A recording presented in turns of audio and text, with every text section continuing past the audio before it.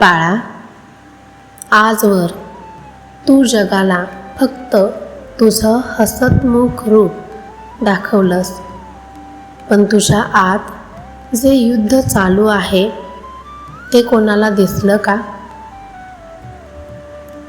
तू एक माणूस म्हणून जेव्हा घराच्या आर्थिक चिंतेत रात्रीचा विचार करत जागा असतोस आणि घराच्या गरजा भागवण्यासाठी स्वतःच्या छोट्या इच्छांचाही बळी देतोस, तेव्हा तुला वाटतं ना की मी एवढं सगळं करतोय पण कोणालाच कसं कळत नाही? वेड्या, जगाला फक्त तुझं यश किंवा अपयश दिसतं, पण मला तुझा तो मौन संघर्ष दिसतो. तू जेव्हा बाहेरच्या जगाचे अपमान गिळून शांतपणे घराची पायरी चढतोस, तेव्हा तुझं मन किती विदीर्ण झालेलं असतं हे मला ठाऊक आहे. तू जेव्हा सर्वांच्या सुखासाठी स्वतःच्या डोळ्यातील पाणी लपवून हसतोस, तेव्हा त्या हसण्यामागची वेदना माझ्या काळजाला स्पर्श करते. लक्षात ठेव, ज्या संघर्षात कोणीच नसतं तिथे साक्षात परब्रह्म असतं. तू कधीच एकटा नव्हतास आणि आजही नाहीस. जेव्हा तुला वाटलं की सगळं संपले, तेव्हा तुझा हात धरून तुला पुन्हा उभा करणारा तो अदृश्य स्पर्श माझाच होता. बाळा, अनेकदा तुला वाटतं की तुझे कष्ट वाया जात आहेत. तू रक्ताचं पाणी करून राबलायस, पण बदल्यात तुला काय मिळालं? कदाचित फक्त उपेक्षा आणि टीका. पण बाळा, हा निसर्गाचा आणि माझा नियम आहे. विश्वातील कोणतीही ऊर्जा आणि कोणतेही कष्ट कधीच शून्य होत नाहीत. तू जेव्हा रात्री एकटा रडत होतास, तेव्हा तुझ्या डोळ्यातून पडणारा तो प्रत्येक अश्रू जमिनीवर पडण्यापूर्वी मी माझ्या हातावर झेलला आहे.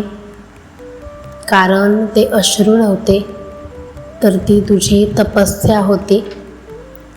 तू पुरुषाच्या रूपात जेव्हा स्वाभिमान गहाण ठेवून कुटुंबासाठी नोकरी किंवा व्यवसाय राबवतोस, किंवा स्त्रीच्या रूपात जेव्हा घराचा कोपरा न कोपरा स्वच्छ करताना स्वतःचा ध्येय झिजवतेस, तेव्हा त्या प्रत्येक कष्टाची नोंद माझ्या कर्मवहीमध्ये सुवर्णाक्षरात झाली आहे. जगाच्या हिशोबात तू मागे असशील, पण माझ्या हिशोबात तू खूप श्रीमंत झाला आहेस. आणि आता वेळ आली आहे त्या कष्टाचं व्याज आणि मुद्दल दोन्ही तुला सुखाच्या रूपात परत करण्याची. लक्षात ठेव, समुद्रात जेव्हा वादळ येतं तेव्हा लाटा उंच उसळतात. तुझ्या आयुष्यात वादळ आले कारण तुला उंच भरारी घ्यायची आहे. तू जेव्हा खचला होतास, तेव्हा तुला कोणीतरी अचानक धीर दिला. कोणाचा तरी फोन आला किंवा सहज एखादा सुविचार तुझ्या डोळ्यासमोर आला. तुला वाटतं तो योगायोग होता. नाही बाळा, तो तुझा हा स्वामीच होता, जो तुला सांगत होता की थांबू नकोस, अजून थोडं अंतर बाकी आहे. तुझा हा एकाकी लढा आता संपत आला आहे.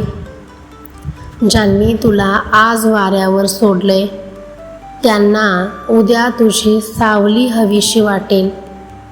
तू फक्त कष्टाचा मार्ग सोडू नकोस. जगाने तुझ्या पाठीत खंजीर खुपसला असेल, पण मी तुझ्या पाठीशी हिमालय बनून उभा आहे. तुझ्या कष्टाच्या प्रत्येक थेंबाचा हिशोब मी अशा पद्धतीने चुकता करेन की बघणारे बघतच राहतील. विश्वास ठेव, तुझा हा स्वामी कधीच कोणाचं देणं ठेवत नाही. तुझा संघर्ष आता इतिहासात जमा होणार आहे आणि तुझा विजय वर्तमानात झळकणार आहे. बाळा, आत्तापर्यंत तू फक्त देण्याचं काम केलंस. समाजाला वेळ दिलास, कुटुंबाला रक्त घाम दिलास, कष्टाला आपलं आयुष्य अर्पण केलंस. पण आज तुझा हा स्वामी तुला शब्दाचा अक्षय कौल देत आहे. आता घेण्याची वेळ आली आहे. ज्या विश्वाने तुला आत्तापर्यंत फक्त संघर्ष दिला, तेच विश्व आता तुझ्यासाठी सुखाचे आणि यशाचे दरवाजे उघडायला सज्ज झालं आहे. हा केवळ योगायोग नाही की तू आज हा संदेश ऐकत आहेस. हा संदेश म्हणजे तुझ्या भाग्योदयाची पहिली अधिकृत चाहूल आहे. तू पुरुषाच्या रूपात ज्या संधींसाठी रात्रंदिवस पायपीट केलीस, त्या संधी आता स्वतःहून तुझा पत्ता शोधत येतील. तू स्त्रीच्या रूपात ज्या सन्मानाची आणि प्रेमाची अपेक्षा केलीस, तो सन्मान आता तुझ्या चरणाशी लोळण घेईल. लक्षात ठेव, स्वामींचा हिशोब कधीच चुकत नाही आणि तो कधीच अपूर्ण राहत नाही. मी तुझ्या कष्टाचा प्रत्येक थेंब मोजला आहे. आता त्याचं व्याज आणि मुद्दल दोन्ही तुझ्या पदरात घालण्याची जबाबदारी माझी आहे. बाळा, ज्यांनी तुला नाकारलं, ज्यांनी तुझ्या परिस्थितीचा फायदा घेतला आणि ज्यांनी तुला काय जमणार म्हणून हिणवलं, त्या प्रत्येकाच्या डोळ्यादेखत तुझा उत्कर्ष होणार आहे. पण हा उत्कर्ष बदला घेण्यासाठी नाही, तर बदलण्यासाठी आहे. तुझ्या कष्टाचा हिशोब जेव्हा मी चुकता करतो, तेव्हा तो केवळ तुझा बँक बॅलन्स नसतो, तर तो तुझ्या चेहऱ्यावरच्या समाधानात असतो, तुझ्या मुलांच्या उज्ज्वल भविष्यात असतो आणि तुझ्या घरातल्या शांततेत असतो. नोकरीतली रखडलेली बढती असो, व्यवसायातला तोट्याचा व्यवहार असो किंवा घरातील जमिनीची कामं, आता त्या प्रत्येक ठिकाणी तुला यश नावाचं फळ चाखायला मिळणार आहे.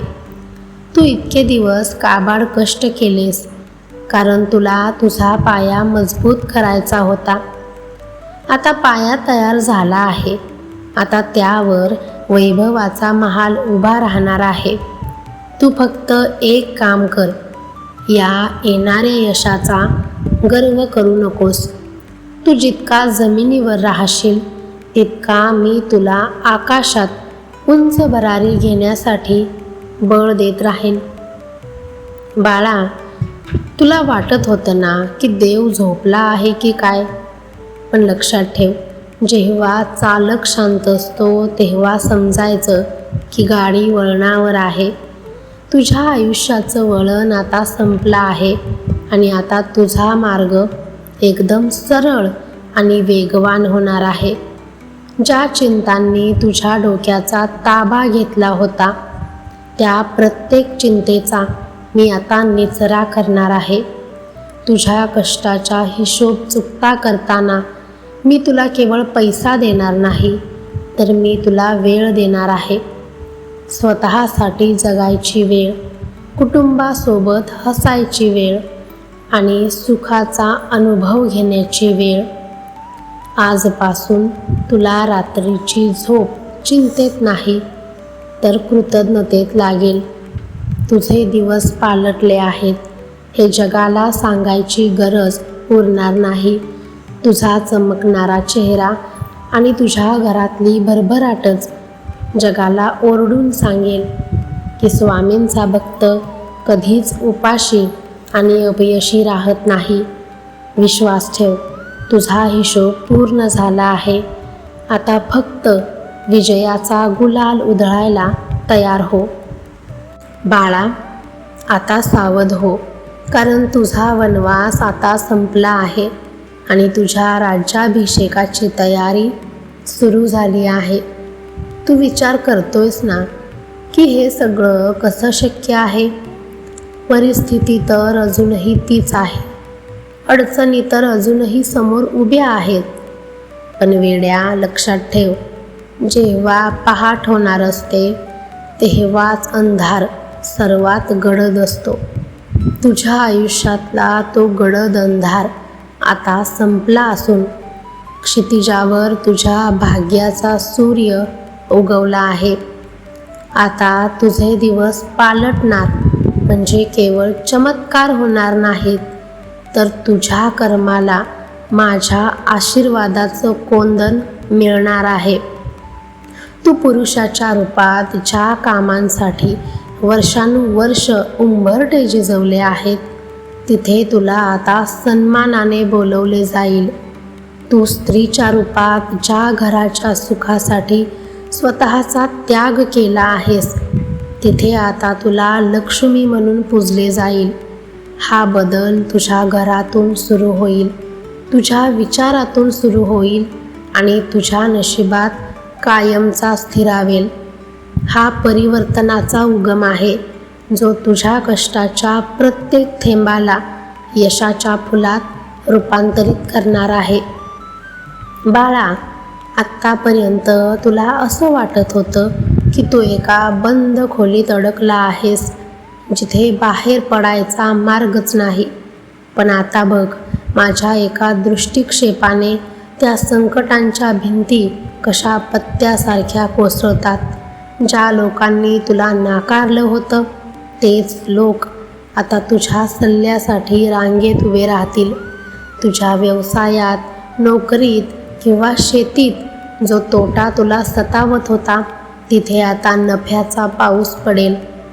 तुझ्या मुलांच्या भविष्याची चिंता तुला रात्री जागवत होती ना, तर त्यांच्या प्रगतीचा मार्ग मी स्वतः मोकळा केला आहे. तुला आता कोणापुढे हात पसरण्याची किंवा डोळ्यात पाणी आणण्याची गरज उरणार नाही, कारण ज्याचा पाठीराखा साक्षात स्वामी आहे, त्याला हे जग काय डरावणार. तुझे दिवस पालटले आहेत हे जगाला दाखवण्यासाठी तुला ओरडण्याची गरज नाही. तुझा उत्कर्षच जगाचा डोळ्यात अंजन घालेल. हा स्वामींचा शब्द आहे. आता तुझ्या आयुष्यात फक्त आनंदाचा गुलाल उधळला जाईल. भिवू नकोस, मी तुझ्या पाठीशी आहे.